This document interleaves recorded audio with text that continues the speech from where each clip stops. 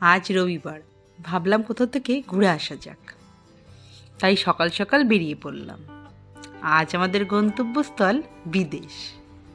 কি ভাবছেন, সকাল সকাল প্ল্যান করে আর বিদেশ চলে গেলাম? আগে হ্যাঁ, আমি সত্যি আজ বিদেশ যাচ্ছি। এবার গেস করুন তো জায়গাটা কোথায় হতে পারে? কিছু বুঝতে পারছেন? আচ্ছা আচ্ছা, আমিই বলে দিচ্ছি। এটা হলো আমাদের প্রতিবেশী দেশ নেপাল। দুদিকে ঘন ঝাউ গাছ, মাঝে সরু রাস্তা।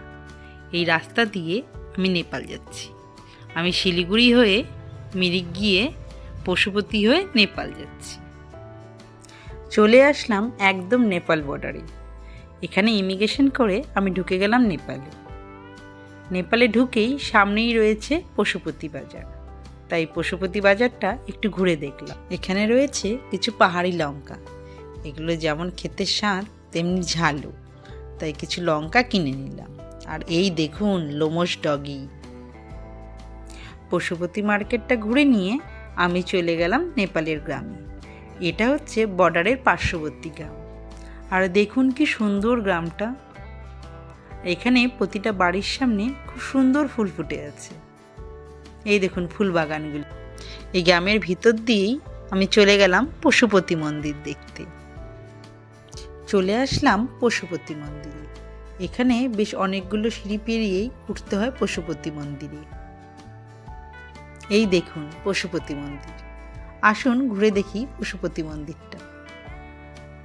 কি সুন্দর না পশুপতি মন্দির। যেমন সুন্দর মন্দিরটা, তেমনি সুন্দর তার আশপাশের পরিবেশ।